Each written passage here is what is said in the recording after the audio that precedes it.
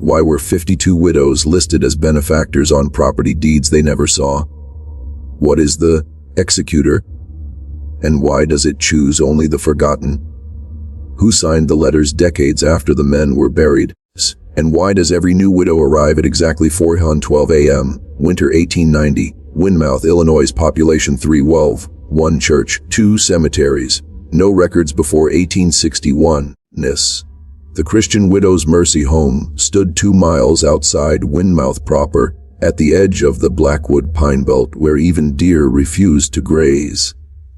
Its roof had always sagged, even in the photographs. The architecture seemed unsure of itself, like the house never agreed to be built. Locals called it the House of Last Inheritance, not to its face, not to the nuns, but in whispers, in gaslight bars, in funerals where no coffin was opened. The home served a narrow purpose, housing widows with no family, no will, and no coin to keep them out of the poorhouse. It was run by Sister Thalia Varn, a woman of angular silence, who never raised her voice but never needed to. She had ruled the house since its founding. 22 years passed to the week. 52 women had entered. None were ever buried in Windmouth. December 7, 1890, the river froze overnight. Hard, fast. It had snowed all through the evening, but the morning revealed no footprints outside the home. And yet, inside, something had changed. The halls felt warm, though no fire had been lit. The chapel smelled of cinnamon, though no baking had occurred since All Souls' Eve. And in the main ledger, on the 3rd floor of the east wing, a name appeared that had not been written by human hand. Letty Dorset. Inherited 4 and 12. No one remembered Letty arriving, not even Sister Thalia. Letty Dorset, the 41, pale widow of a Mississippi surveyor, was a quiet woman, too quiet. She had no history, no official next of kin. Her husband had drowned upriver in 1889. This under circumstances described in the paper as vexingly serene. She was found wandering the chapel steps just before dawn, shivering but dry. Her eyes were gray, almost fogged. She asked only one question: has the will been opened yet? By December 20th, another woman was gone. Mrs. Eloise Caber, age 57, gone from her bed before dawn. Her belongings were untouched. Her nightgown was still on the hook, but in the garden, freshly snow-covered, a single pair of bare footprints led in a perfect circle, ending at the roots of the chapel's dead fig tree. At the center of the circle, a coin with no face. What followed was not death. It was removal. One by one, the women disappeared, not all at once, not publicly. Some left behind notes, but always unsigned, always written in the same thin, curved script: illness. I was called before the papers. She said, I am the claim now. The will is alive. Each disappearance coincided with strange legal activity across the county. Properties long abandoned were suddenly sold. Deeds filed decades ago were reactivated, always involving the Mercy Trust. But there was no charter for any such trust, no living executor. No one could trace its origin. The only common thread: each property once belonged to a man whose widow resided, or vanished, at the Christian Widow's Mercy Home. Sister Thalia kept no photographs in the halls. She said they blurred in the dark. The house had no clocks that ticked, only a grandfather case in the entryway with no hands, and a brass plaque that read, Time EINH rides ALL. By New Year's Eve, the silence deepened. Rooms locked themselves, doors warped subtly during prayers. The chapel bell rang once, precisely at midnight, though the bell had no rope, and Letty Dorset had begun to whisper in her sleep. The only words the other women could make out: I'm not the first will. I'm the next clause. By the 2nd week of December, 3 more names had appeared in the ledger. No new residents had arrived. Florence Kettler, 63. Miriam Holt, 52. Agnes Price, 68. Ness. Their handwriting, identical. Their signatures, unreadable, as if penned by memory instead of hand. Each appeared at precisely 40:12 a.m., the same time as Letty Dorset's. None of the women could recall writing them.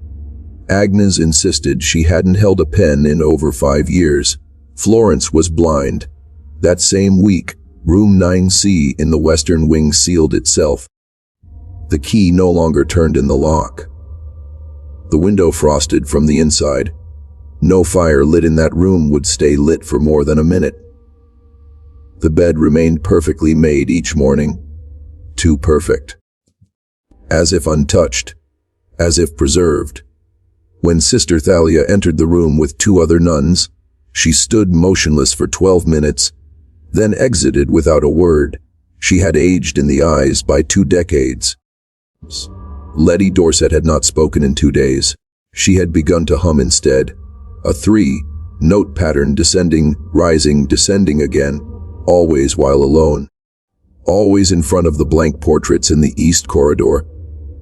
These portraits had always been blank, 5 of them, unframed canvas, cracked from age, yellowed by candle soot.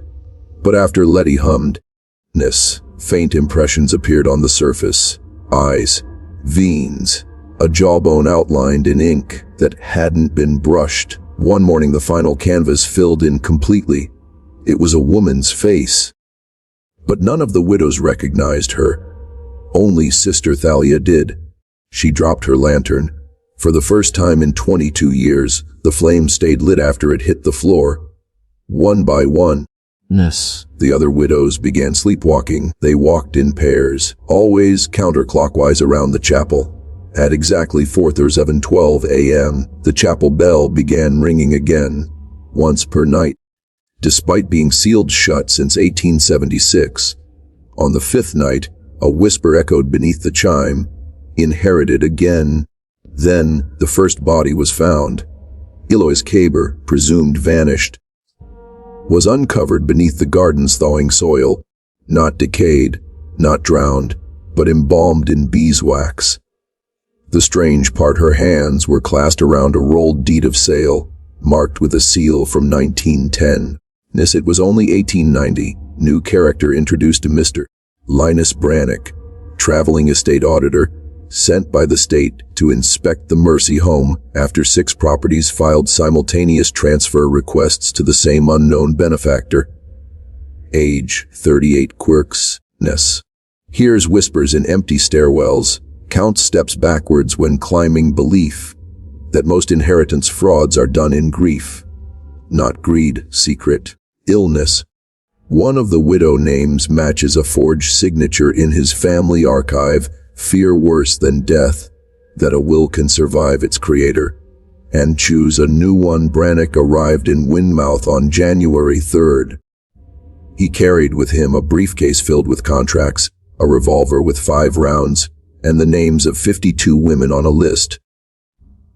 Only 13 of them were still accounted for within hours of his arrival. He asked to see the chapel. Sister Thalia refused, not with words, with silence. So Brannock entered the chapel alone. What he found was not a place of worship. It was a vault, lining the walls. Hundreds of letters, all addressed from deceased husbands. None of the paper had aged. None were addressed to their wives. Illness, all were written to the Executor. Why were 52 widows listed as benefactors on property deeds they never saw? What is the Executor? And why does it choose only the forgotten? Who signed the letters decades after the men were buried? And why does every new widow arrive at exactly 4:12 a.m.? It snowed for 9 days straight. Thick, suffocating snow, not soft, not swirling, but heavy as wet wool. It piled against the windows of the Christian widows' Mercy home until daylight vanished altogether. On the 10th day, the sound returned. Ticking. Not from any clock. There were no clocks in the home. Only the empty grandfather shell in the entryway with the brass plate time INHRites ALL. The ticking came from the walls. Measured. Hollowness. Too loud to be mechanical, too precise to be natural. Brannick couldn't sleep. He had documented everything: the sealed room 9C, the legal letters bearing postmarks from future decades, the deed in Eloise Caber's waxed hands. He had even found a name on one of the executor documents that chilled him: Elspeth Brannick. His grandmother died 1872. No known will. But here, in this chapel archive, her name appeared as a benefactor, not in her own hand but signed by proxy. The proxy, Thalia Varn. Brannick confronted her at dawn. She was seated in the chapel pews, head bowed, gloved hands folded in prayer.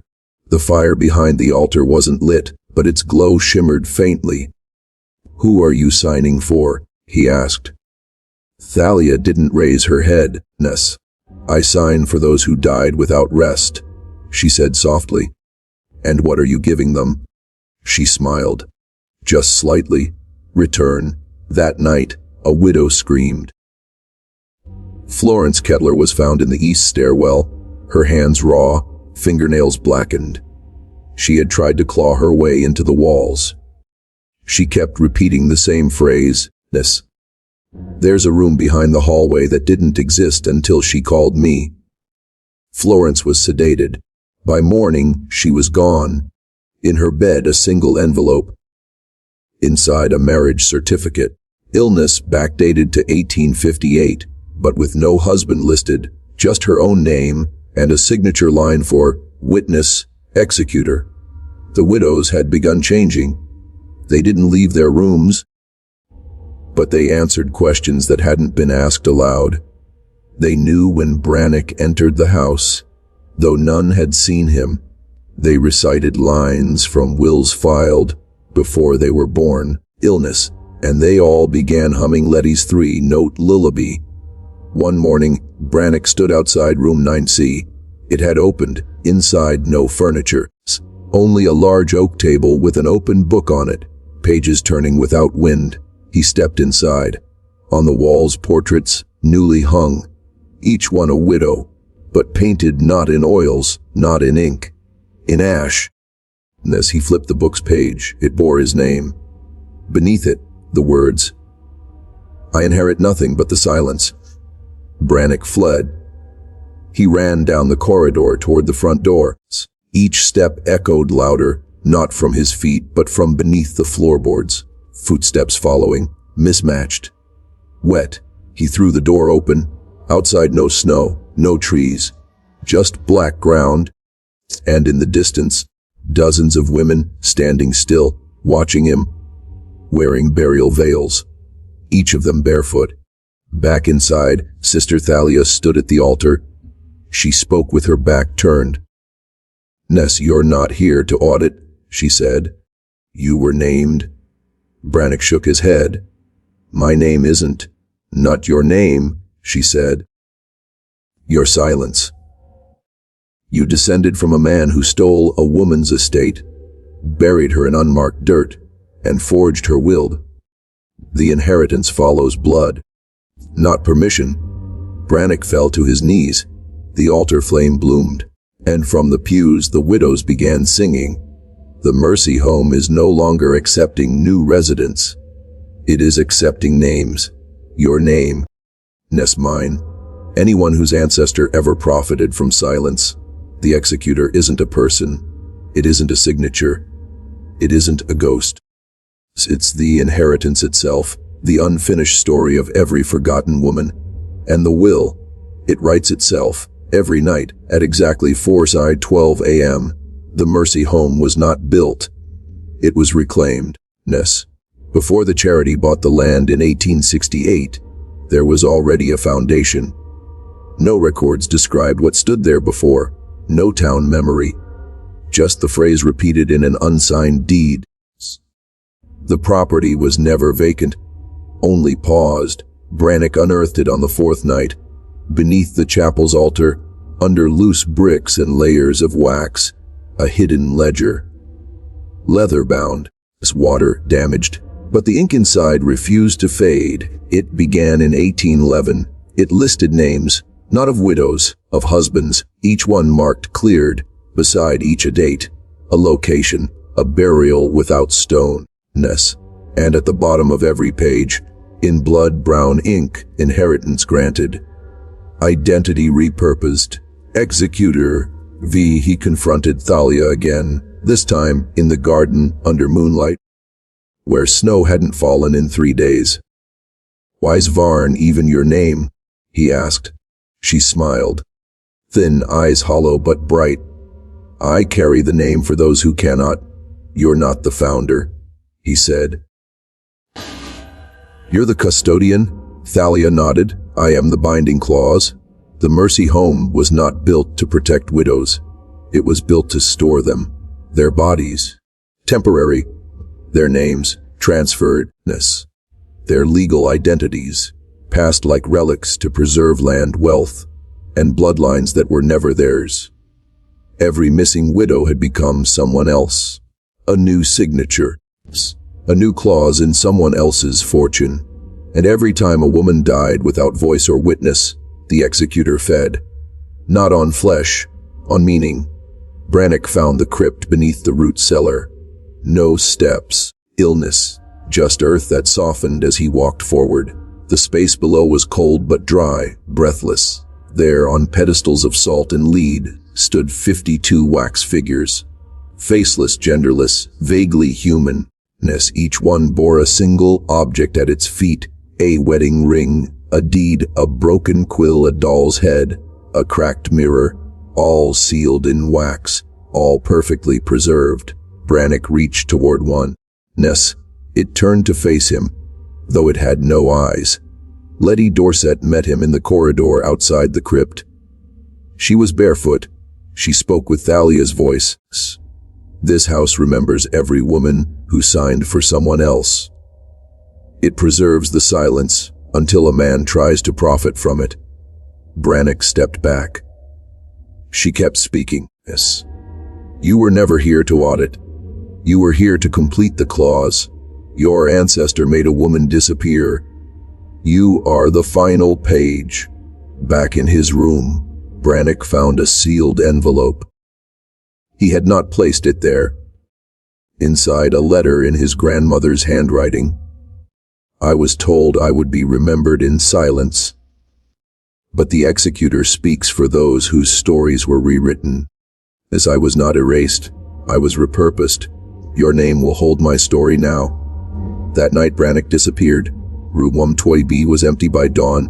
In its place, a blank canvas on the hallway wall. Slowly, over days, a face appeared, not Brannock's, but a woman's, old, weathered, knowing, eyes full of unfinished sentences. The other widows whispered when they passed it. She chose to stay. And Sister Thalia, she was no longer seen. But her gloves were left on the altar. Beside them, a marriage license. One name filled in. One line still blank. Waiting for a witness. Waiting for you. Illness. There is no death certificate for Mr. Linus Brannock. Only a change of record. 3 weeks after he vanished from the Christian Widows' Mercy Home, a new clerk began working at the county deeds office in nearby Hartford. His name, Elijah Varon, male. Age unknown, no prior address. When asked about his credentials, he simply provided a stamped letter, unsigned, marked with an old wax seal bearing a circle, a slash, and a closed eye. The same mark found under the chapel floor. The same mark stitched into Letty's hem. At the Mercy Home, no one mentioned Brannock again. Not even the widows. Especially not the widows. Their routines resumed. Their faces calmed. But one thing had changed. They no longer referred to one another by their birth names. Instead, they had begun using names of women long buried in the town cemetery. Women who had never married.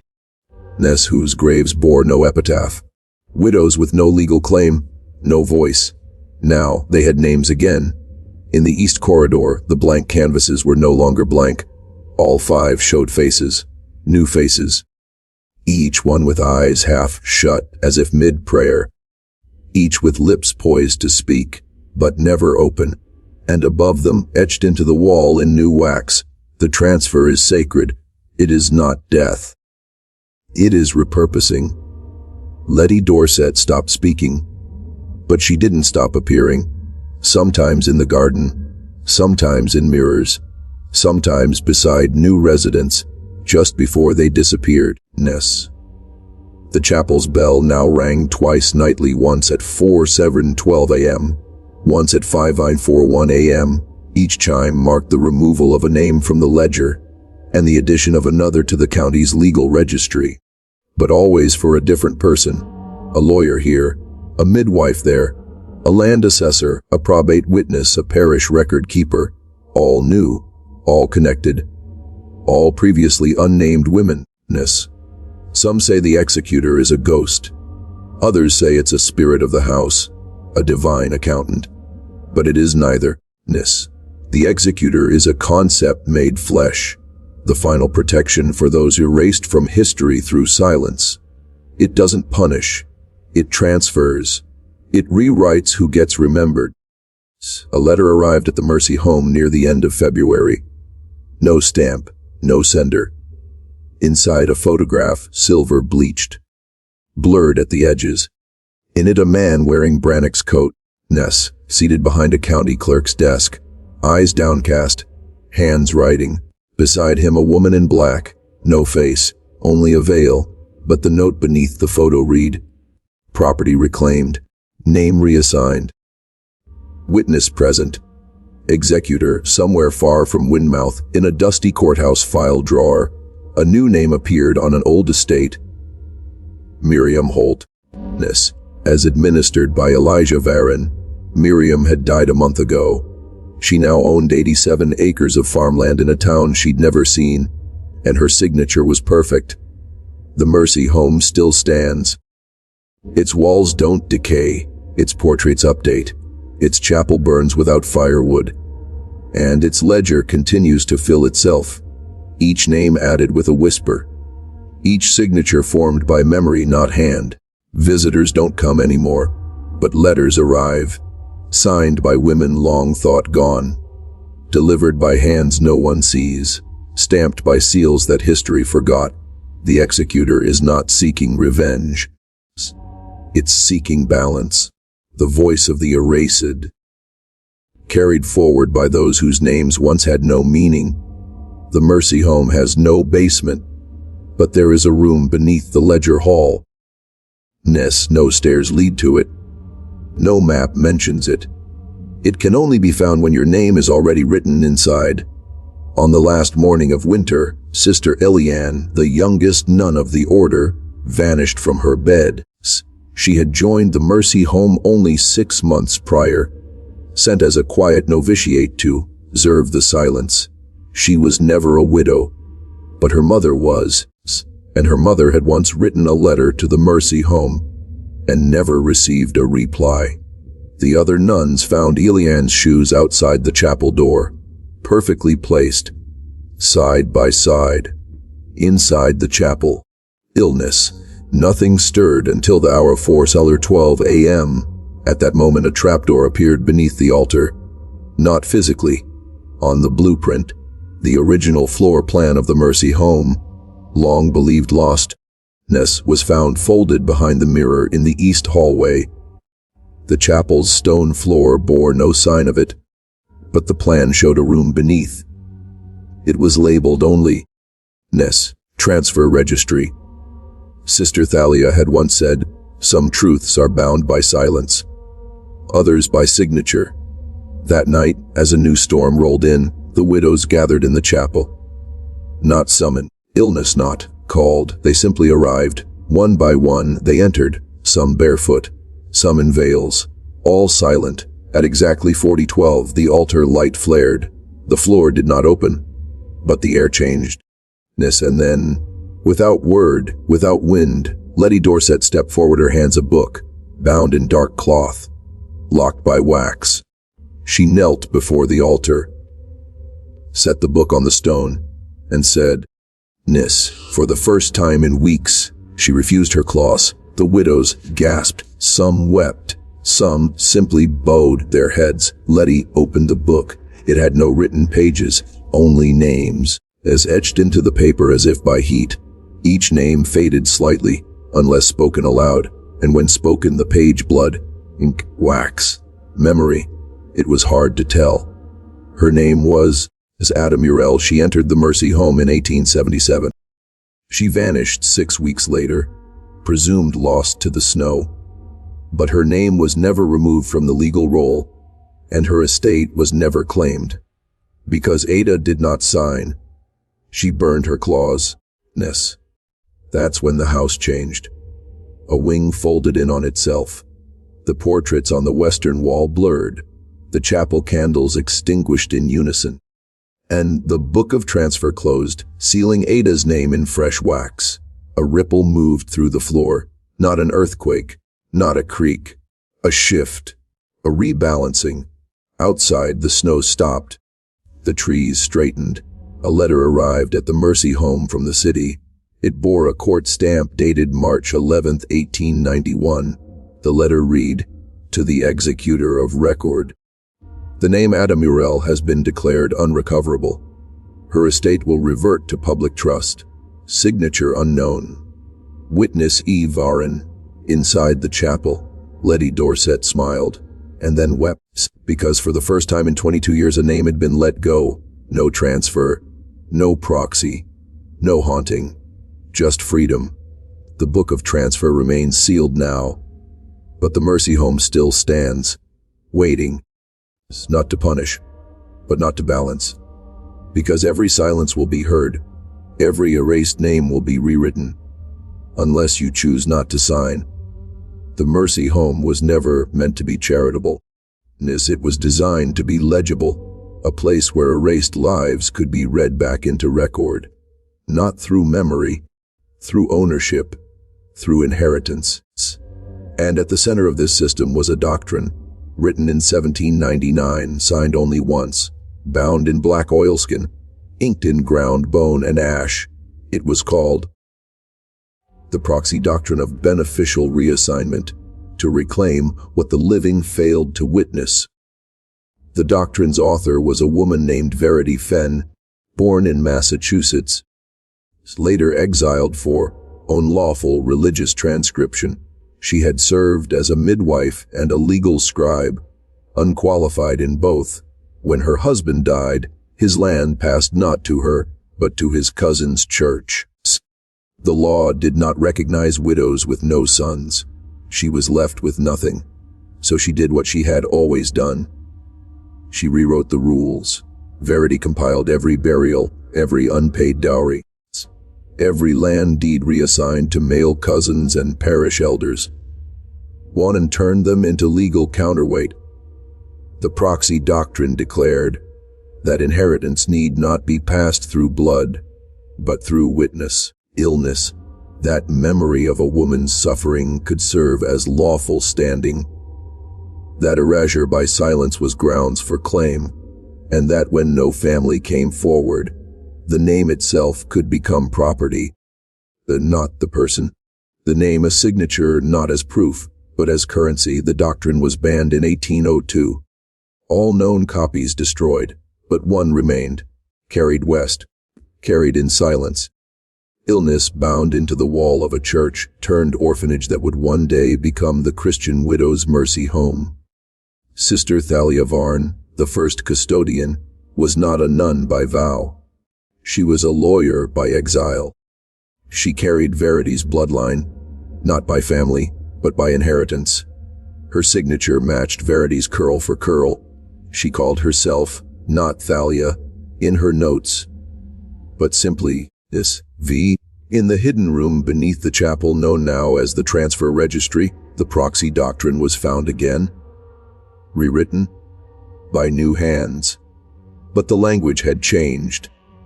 Now it no longer named property. Now it named souls. One widow, Irene Rule, read the doctrine aloud. She was blind, but the pages bled into her mind like ink through linen. When she finished, she said, "It's not a contract. It's a resurrection." That night, a new name appeared on the wall outside the Mercy home. Verity Fen, Executor Progenitor. No one wrote it. No one painted it. It grew through the plaster, like moss finding its way through stone. And then, a letter arrived at the Hartford County Court. Unsigned, inside 52 names, written in mirror script. All marked, witnessed. All followed by one final line: "The debt is paid in voices. Let them speak." From that day on, widows who died within the Mercy home were no longer lost. They became legal proxies for those erased before them. Each one a clause. Each name a counterbalance. Each life a thread woven back into law, whether the world wanted it or not. And the executor, it is no longer a presence in the home.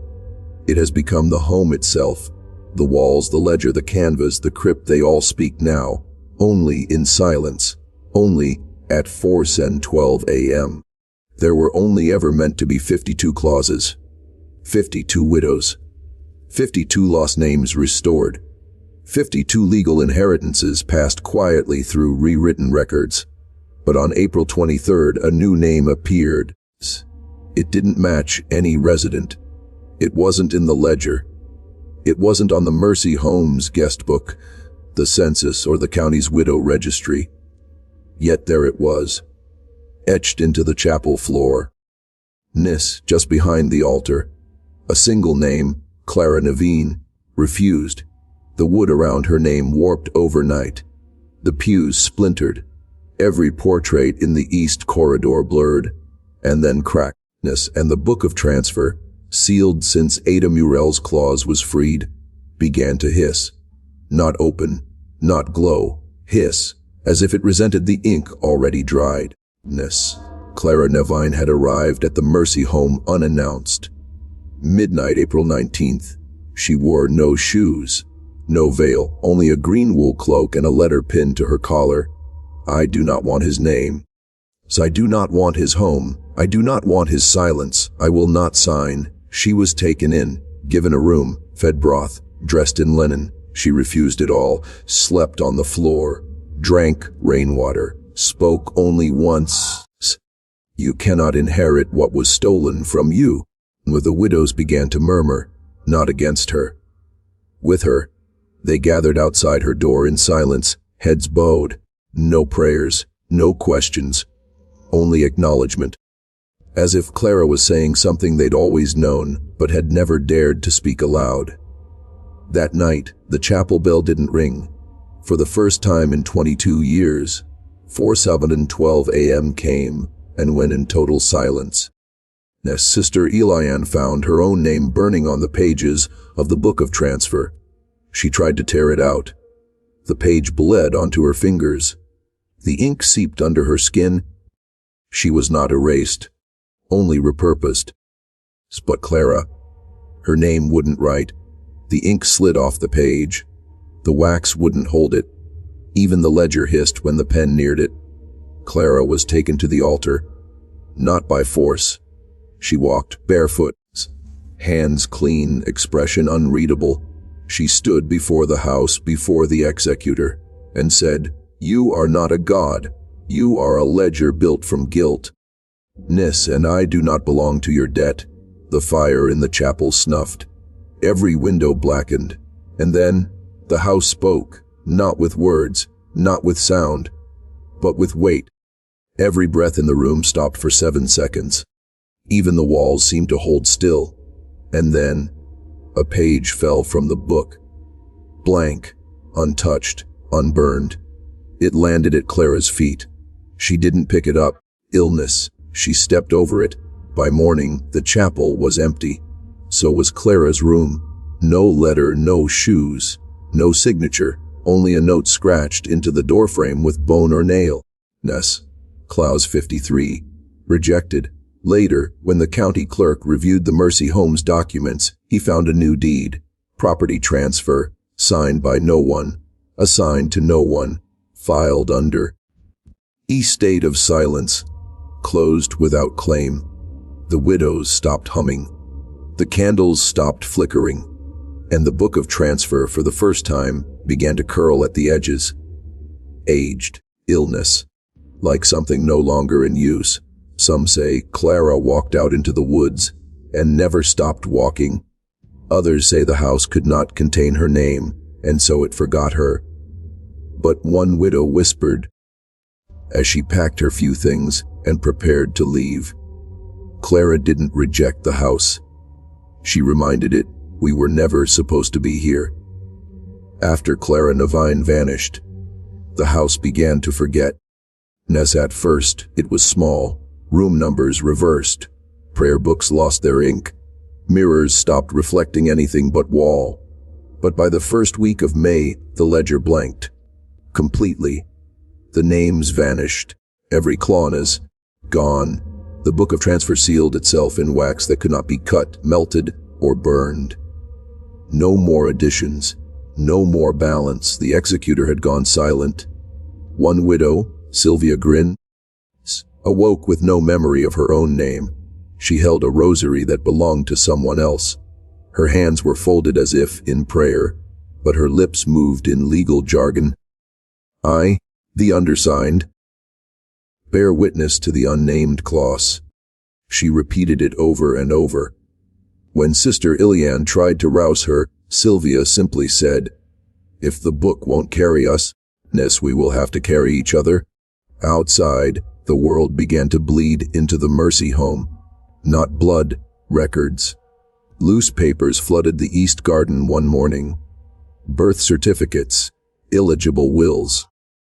Land grants without signatures, all of them dated wrong. Some from years ahead, some from centuries past. None should have been there. All were blank at the names. The mercy home had always been insulated, hidden behind legality and reverence. But now the town could see it again. They began to speak of the widows, of missing aunts, of unmarked graves outside parish lines, of visits to the home where no one answered the door, yet the bell rang behind them. A young clerk from the town hall arrived one morning, Naomi Fetch. Bright-eyed, meticulous and skeptical, she carried a stack of probate files and a letter addressed to the Office of Retained Inheritance. She was never seen again. But 2 nights later, a new portrait appeared on the west wall. A woman, eyes open, smile uncertain, no nameplate, just a number etched beneath the frame, 53A. Then came the rot. It began beneath the parlor floorboards. Mildew that moved against gravity, paint that refused to stay on walls, windows that showed the wrong seasonness. Some widows awoke to see themselves at younger ages standing at the foot of their bed.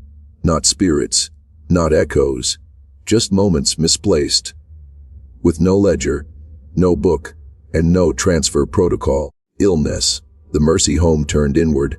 The widows no longer spoke. They just waited for something. And at 4:12 a.m., every night a low tone rang through the walls. Not a bell, not a chime. It's a note, like a piano key struck and held by something that didn't need to breathe.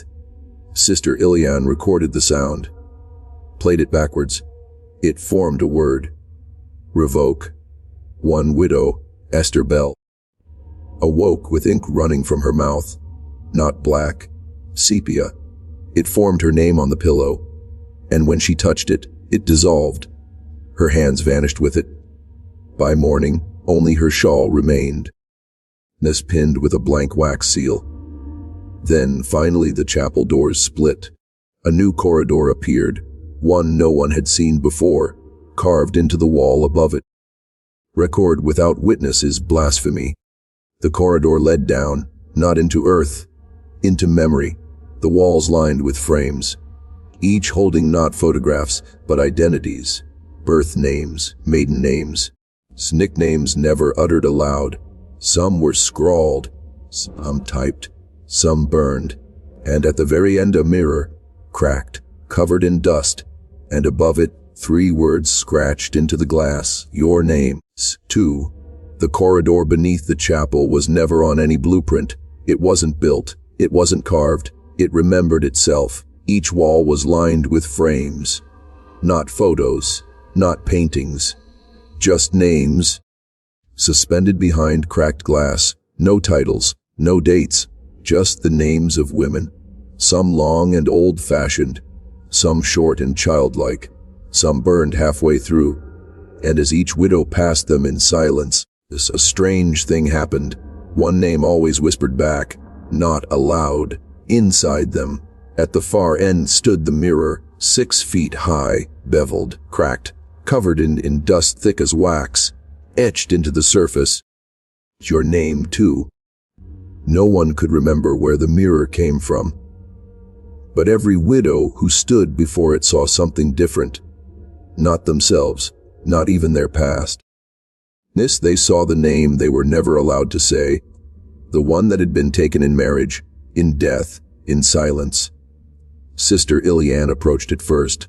She saw a girl, barefoot, hair matted, hands ink-stained. The girl reached toward her, but when Iliane moved, the mirror cracked again. It split from top left to bottom right, and the glass wept ink, dripping into the frame. One by one, the widows stood before it. Some gasped, some fell to their knees, some turned away, whispering things they hadn't said in decades.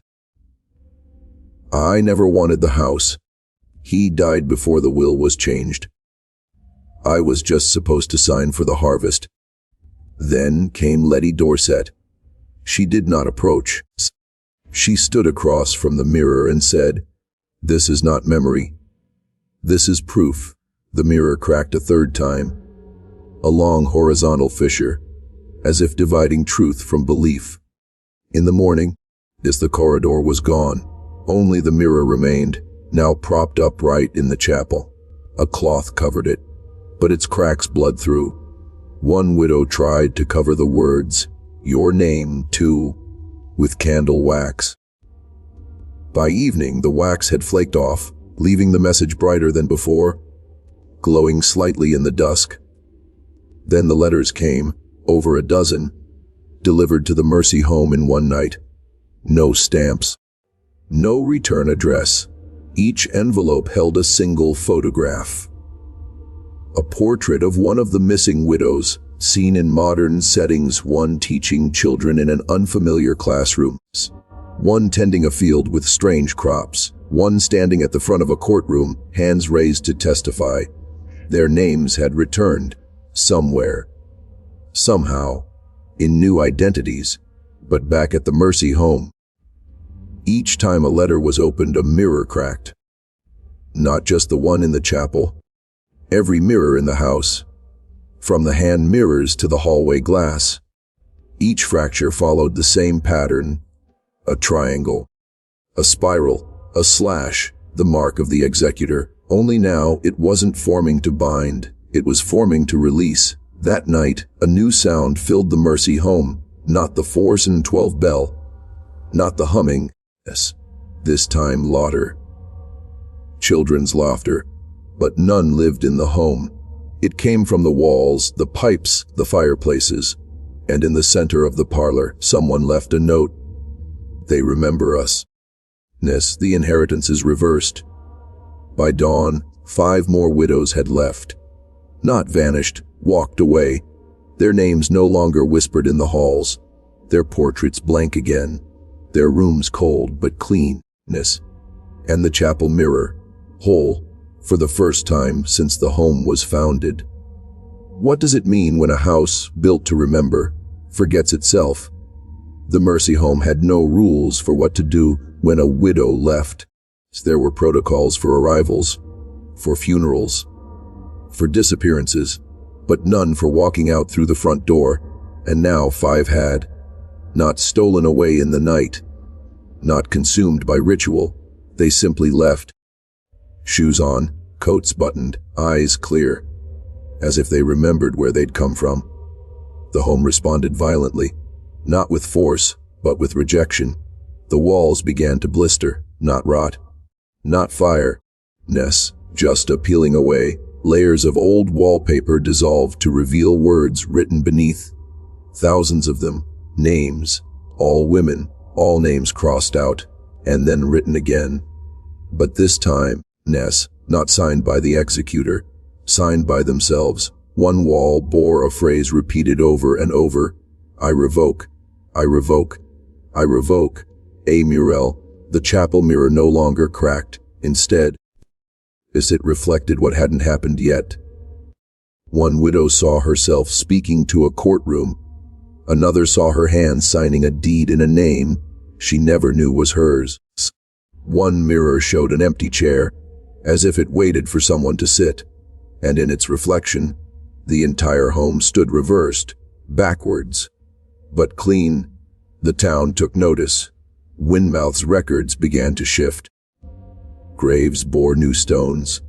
Census books updated on their own. 3 families who had never claimed descent from the women in the Mercy home began receiving parcels. A locket, a recipe book, a child's shoe, no note. Only one phrase carved into the box. This was never lost. It was taken. The Mercy home was crumbling, but not dying. It was shedding. Missed the way a snake sheds its skin. Rooms shrank. Staircases shortened. Corridors sealed. Only the ledger hall remained intact, still blank. But now the ink rose from the pages, forming names without writing. Ness. As if the names themselves had finally decided to speak. Outside, the world was changing. In neighboring counties, unclaimed land began reverting to unknown heirs. Properties once tied up in probate were cleared in days. Women long thought dead were cited in wills from 3 generations forward. And on courthouse walls across the region, a new phrase was burned into the ledgers. Executor void. Inheritance returned to memory. Back at the home, Letty Dorset stood alone in the parlor. She held a mirror shard in her palm. It reflected only one thing, the word, witness, where her name should be. She smiled and whispered, "You don't need a house to remember. You just need to say the name out loud." That evening, the final candle in the Mercy home went out. The rooms cooled. The wind fell still. And for the first time in 22 years, no name was added. No one whispered. No bells rang. Only silence. And in that silence was freedom. But silence does not stay still. And names, once remembered, do not return to sleep. There's a room beneath the Mercy home. But no one built it. There are no blueprints, no access, no door. But every widow who ever lived in the house dreamed of it. A space beneath the ledger floor, filled with candles that never melt, names that never finish spelling, a chair that no one has ever sat in. They called it the archive. But not because it held memory, because it remembered on its own. On the 3rd night after the final candle went out, the last surviving resident, Sister Eliane, heard footsteps beneath the chapel. Not on stairs, inside the wood, like the boards had grown lungs. She followed the sound. It led her to the center of the ledger hall, where the stone beneath the rug was warm and pulsing. She placed her hand down, and for a moment, the floor breathed back. Then the whisper came, "You were never meant to forget." It wasn't from the house. It was from beneath it. And that's when the rug curled at the corners, revealing a seam no one had ever seen. A perfect square, drawn in wax. No lock, no handle, only a shape, waiting. Sister Eliane traced it with her finger. As it burned, but not painfully, more like a memory returning too fast. The square unsealed, and beneath it, not stairs, not earth, just a dark wooden room, already lit, already warm. Illness, as if someone had been waiting. Inside, 1 chair, 3 books, 9 mirrors, and 1 window looking inward. On the table, the final clause, blank parchment, 1 quill, and the words, "If not by inheritance, Ness." Then, By witness, sister. Ilian sat in the chair. The walls closed slightly, like breath, and the mirrors showed her not herself, but every woman the Executor had ever rewritten, some smiling, some weeping, all free. Behind her, the doorway faded. She didn't try to leave. She simply began to write. Not a contract, not a will, not a claim, just names, as many as she could remember. Each time she wrote one, a mirror faded, not shattered, completed, until only one remained. It showed a young girl, eyes wide, ink on her hands, the same one she had seen in the chapel mirror.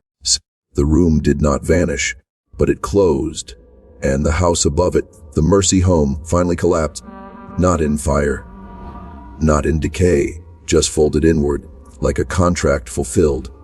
Where it stood, the field remained, quiet, clean, and beneath it, the archive, still lit, still breathing, still holding the final book, in case the world forgets again. The Executor is gone, but memory, it learned to write for itself. You remember how it began, don't you? A widow, a house, a ledger, a name, a disappearance, but you never questioned how you knew it. How you felt the cold wooden floors of the Mercy home, how you saw the chapel even when no one described the way the candles leaned toward the altar, as if they were trying to listen. How you knew, somehow, that the ticking wasn't from a clock, but from something beneath your own memory, because you weren't just listening. You were carrying the silence. You always were. The Executor never punished the guilty. It never hunted the cruel. It hunted the quiet, the compliant, the record keepers, the ones who didn't speak when the names were taken. And now, the Mercy home is gone, not erased, fulfilled. The widows are walking the world again, not hiding. Not hiding, they are working, owning, naming, living. And the ledger, it didn't close. It just passed hands. Look around you. There are places in your life that were never explained. A deed in your family no one could trace. A surname that doesn't match the bloodline. An attic box with letters written to no one. These were not mistakes. They were revisions, reminders that someone, somewhere, signed a name not their own, and the world let it happen. You are now the witness, not to a haunting, but to a return. The Executor has no face, it only has echoes, and you are holding the echo now. Say their names aloud if you know them. Write them down if you don't. Carve them into the quiet, because the only way to keep them gone is to forget them again. And if you forget, the house will return, not in Windmouth, not in 1891, but wherever a silence waits for a name. Epilogue: the land where the Mercy home once stood is now a field of wild violets.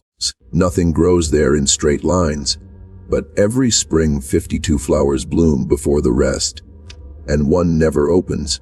No one knows why, but at 4:12 a.m., if you stand quietly, you'll hear a page turn.